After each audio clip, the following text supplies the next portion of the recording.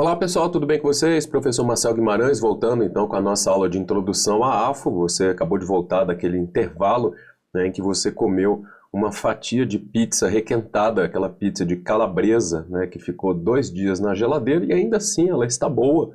Aí você esquentou aquela fatia ou na sua air fryer, ou no micro-ondas, ou no forno, ou comeu o troço gelado mesmo. Aliás, uma das coisas boas de uma ressaca é você acordar de manhã e comer uma fatia de pizza, né, requentada no dia anterior. Uma coisa legal que vocês podem fazer é pegar a pizza, né, do dia anterior, esquentar a frigideira um minutinho, com um pouquinho de óleo ou um pouquinho de água e botar a fatia de pizza ali 1 ou 2 minutos com a tampa, fica muito bom. Não sei se vocês conhecem essa técnica, né, milenar, mas façam isso, é uma boa sugestão. No intervalo, nos intervalos da sua aula de AFO, você pode comer essa 1, 2, no máximo 3 fatias de pizza de calabresa ou de 4 queijos, que é a melhor pizza que tem, né, para você estudar com mais disposição. Então vamos lá, né? A gente agora viu um panorama geral da disciplina, vamos começar então a estudar, a apresentar, né, de uma forma mais ampla e genérica alguns conceitos iniciais para o estudo da nossa disciplina. Isso tudo vai ser abordado depois nas outras aulas, aqui é só para ter uma visão geral. Então, alguns marcos legais das finanças públicas no Brasil.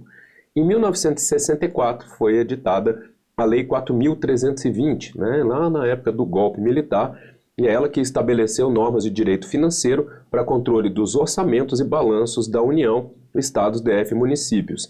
Trouxe regras gerais e princípios, né, princípios orçamentários, para elaborar a lei orçamentária anual, que na lei é tratada como lei de orçamento. Então observa que nessa época não existiam nem o PPA, nem a LDO, era só a lei 4.320. Depois disso, a gente teve em 66 o Código Tributário Nacional, que são normas de direito tributário, né, aplicáveis a todos os entes da federação. Depois a gente tem o Decreto-Lei 200 de 67, que tratou da organização da administração pública federal, trouxe, né, elementos de planejamento e de programação importantes para a nossa matéria. É claro que existem outras leis, aqui é só um panorama geral. Em 86, né, eles regulamentaram a Lei 4.320 no âmbito do Poder Executivo Federal. Olha como a coisa é bem rápida, né? Então, eles demoraram só 22 anos, né, para regulamentar a Lei 4.320, né? E você achando, né, que a sua dieta não está dando certo só porque você faz ela há 3 anos e não dá certo. Olha só, o governo levou 22 anos para regulamentar a Lei 4.320 por meio de um decreto que obviamente só vale para o Poder Executivo Federal. Tá?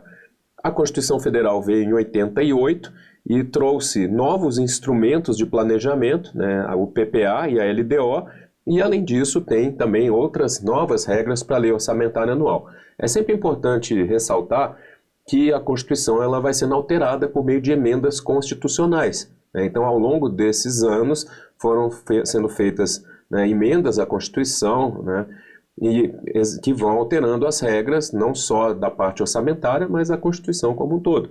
E aí algumas normas, algumas alterações importantes trazem impacto para a nossa matéria. Exemplo, né, a emenda constitucional 86 de 2015, que tornou, né, os recursos, as despesas provenientes de emendas parlamentares, que são alterações que os senadores e deputados fazem na peça orçamentária enquanto ela está tramitando no Congresso, e essas emendas, as individuais, elas passaram a ter um caráter de impositividade, ou seja, qualquer despesa, né, que seja decorrente de uma emenda parlamentar individual, ela obrigatoriamente tem que ser executada. Na época o governo não executava, né, muito isso, essas despesas eram contingenciadas e os parlamentares resolveram comprar uma briga e trazer esse caráter impositivo para o orçamento em uma parte dele, né, a parte de algumas emendas. Tá? A gente tem uma aula sobre isso, mas é só um exemplo aqui, né? A gente tem alterações de regras da LDO, por exemplo, regras, né, durante a pandemia, né, para emergências, calamidade, enfim, tem lá as regras da Constituição. Em 2000 veio a Lei de Responsabilidade Fiscal, com normas, né, para a gestão fiscal responsável. Ela não substituiu a Lei 4.320, o foco dela é diferente. Ela cria vínculos para o PPA, LDO e LOA. Ela tem 4 pilares: planejamento, controle, transparência e responsabilização. mas é uma lei importante que com normas principalmente para a área, né, de controle aí, mas também a parte de planejamento. Em 2001, o governo se organizou e disciplinou 4 sistemas ligados à gestão das finanças públicas, né, a parte de planejamento e orçamento, a parte de administração financeira, a parte de contabilidade. De vez em quando, algumas regras dessa lei aparecem no seu concurso, até porque um pedacinho dessa lei está reproduzido no MCASP, no Manual de Contabilidade, né, no MTO, né, no Manual Técnico do Orçamento, tem um pedacinho lá desses sistemas, então às vezes isso aparece, tá? E aí sistema que não é de TI, é uma forma de organizar. Entre 2001, não estou dizendo que 2001 a 2022 não aconteceu nada, tá? A gente tem muitas regras importantes, mas de norma, né, relevante mesmo, a gente tem aí o novo arcabouço fiscal que veio em 2022, trouxe o novo regime fiscal sustentável para garantir a estabilidade macroeconômica do país, né, tentar garantir, e criar condições adequadas ao crescimento econômico, né? Essa regra, essa norma trouxe algumas alterações de dispositivos da LRF, da Lei de Responsabilidade Fiscal. Então essas são normas importantes e é lógico, tá? Quais são as regras importantes? As mais importantes para concurso: Lei 4.320, Constituição e Lei de Responsabilidade Fiscal. Aí o arcabouço fiscal, ele é uma lei recente, que pode ser cobrado em algum ou outro concurso, mas que por enquanto, né, não estou dizendo para não estudar, mas às vezes a maior parte dos editais não tem trazido ainda o arcabouço fiscal, tá? São regras importantes. No concurso, por exemplo, de APO, de Analista de Planejamento e Orçamento, a da SOF trouxe o arcabouço fiscal. Aí depende do seu concurso, mas essas são as normas importantes aqui. A Constituição definiu, no seu artigo 165, parágrafo 9º, que caberá, né, na verdade, a uma lei complementar dispor sobre exercício financeiro, vigência, prazos, elaboração e organização do PPA, da LDO e da Lei Orçamentária Anual. Pessoal, importante, tá? A Lei 4.320, ela trouxe essas regras aqui só para uma das peças orçamentárias, que é a Lei Orçamentária Anual. Então, o que a Constituição definiu? Que, olha, a gente está criando aqui uma lei, né, 2 leis novas para a parte orçamentária, que são a lei do PPA e a LDO. Mas a gente não precisa de uma lei complementar para regulamentar isso, que vai ser a nossa nova Lei de Finanças Públicas. O problema é que essa nova Lei de Finanças Públicas nunca foi feita. Então, né, a gente tem hoje o seguinte panorama: a nova Lei de Finanças Públicas, algum dia, vai substituir a Lei 4.320. Já tramitaram no Congresso Nacional vários projetos de lei com essa finalidade, né?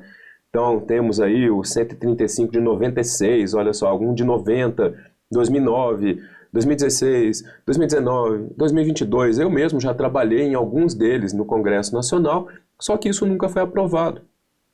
Uma das diretrizes do governo atual, do presidente Lula, né, Lula 2, na verdade, né, ou Lula 3, se você contar que já tem 1, 2 e agora é o Lula 3, na verdade, uma das propostas da ministra do Planejamento era, né, trazer finalmente e elaborar um projeto de lei da nova Lei de Finanças Públicas, e isso não foi feito ainda, né, mas enfim, temos aí em algum dia, até hoje, né, 2024, até hoje não tem essa nova Lei de Finanças Públicas, tá?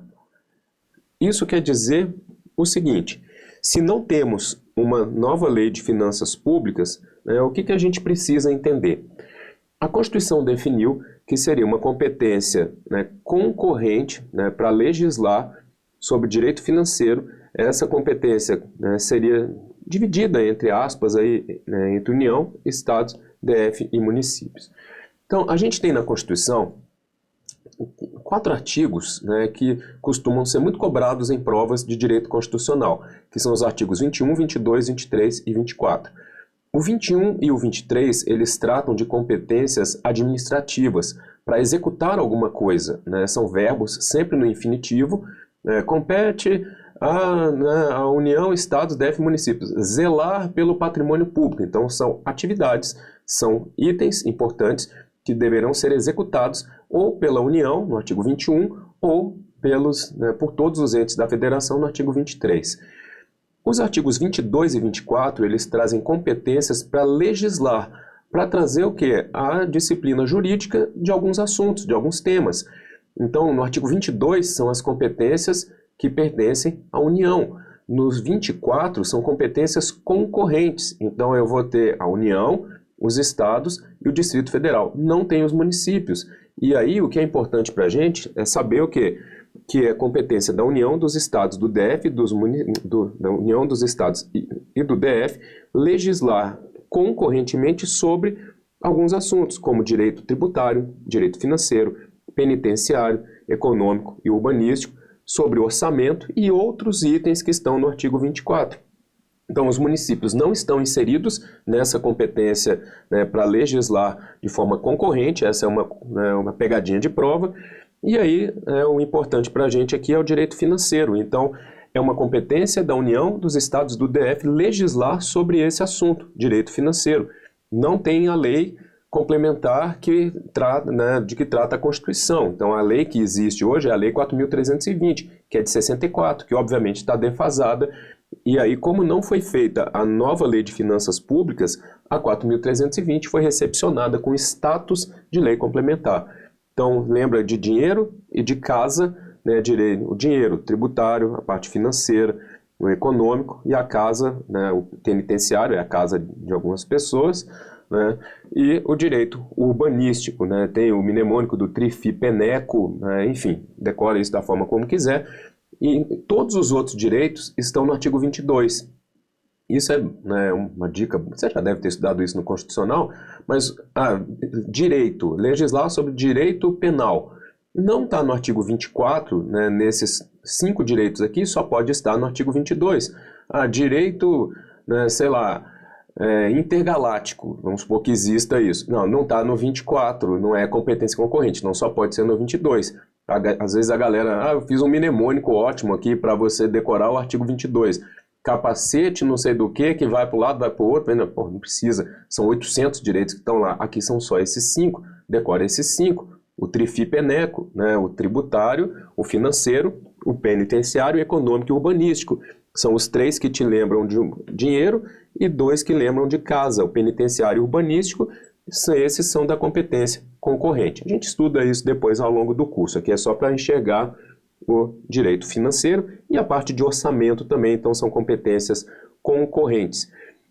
Na legislação concorrente, a União faz as normas gerais. Qual é a norma geral de direito financeiro hoje? A Lei 4.320 foi feita, a União se limita a fazer as normas gerais.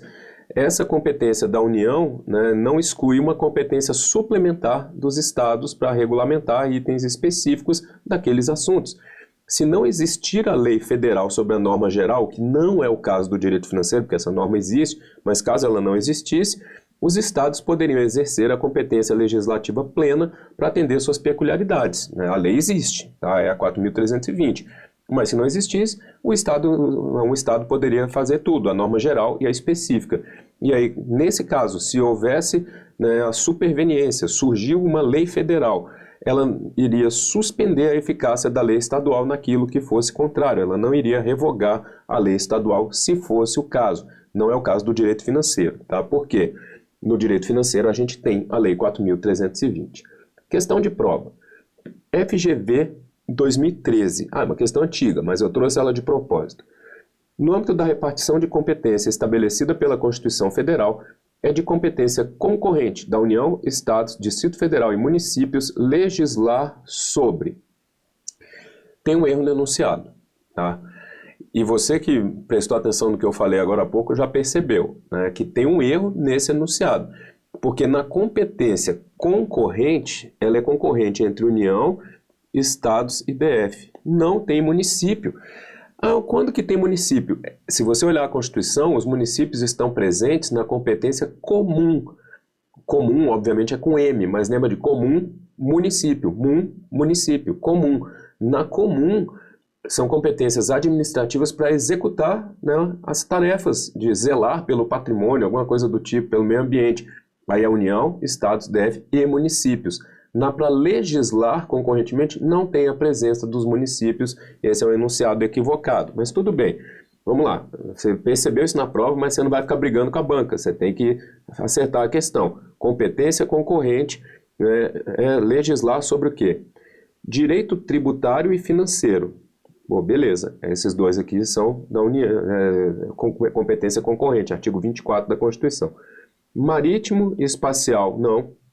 Direito eleitoral e agrário, não. Se não está no artigo 24, só pode ser competência da União, no artigo 22. Penal e processual penal, civil e processual civil, não. O que é objeto, né, da parte de dinheiro, né, tributário e financeiro, são competências concorrentes entre União, Estados e DF, não tem município. Beleza? Mas a questão foi dada com o gabarito da letra A, né, a banca deve ter entendido, né, que aquele equívoco ali não prejudicou a análise da questão. Ou então ninguém percebeu e cagou para isso, não fez recurso também. Tá? Mas enfim, resposta letra A. Bom, a Lei 4.320 traz então, define normas gerais de direito financeiro para elaboração e controle de orçamentos e balanços para a União, Estados, DF e municípios. Então ela vale para todo mundo, embora as normas gerais tenham sido feitas pela União. É competência concorrente, então a União faz normas gerais e os outros entes fazem normas específicas. Observações importantes. A LRF não revogou a Lei 4.320, ela tem outro objetivo, né, de trazer normas voltadas para a gestão fiscal, né, responsável. A Constituição, que tem aquele dispositivo, né, lembra que eu falei, vai ter uma lei complementar, que não tem até hoje. Como ela não existe, a Lei 4.320 ela foi recepcionada com status de lei complementar. E é importante a gente entender que na época em que ela foi feita, a forma dela foi uma lei ordinária. Na verdade, a lei complementar é como se fosse uma lei ordinária, mas ela tem um assunto específico reservado pela Constituição e ela tem um quórum de aprovação, né, diferenciado, né, no legislativo. Né, ela tem que ser aprovada por maioria absoluta, né, a outra é maioria simples, então a lei ordinária. Então, na origem, a Lei 4.320 foi uma lei ordinária, mas como o assunto dela é a parte de finanças públicas e não existe a nova lei ainda, ela foi trazida e recepcionada pela Constituição com esse status de lei complementar, né? Existindo algum dispositivo conflitante entre as duas normas jurídicas, prevalece a vontade da lei mais recente, se houver alguma coisa da Lei 4.320 sendo regulamentada, né, se for o caso, mas ela foi recepcionada com status de lei complementar. Questão de prova, bem antiga, mas só para a gente entender aqui o que a gente acabou de falar.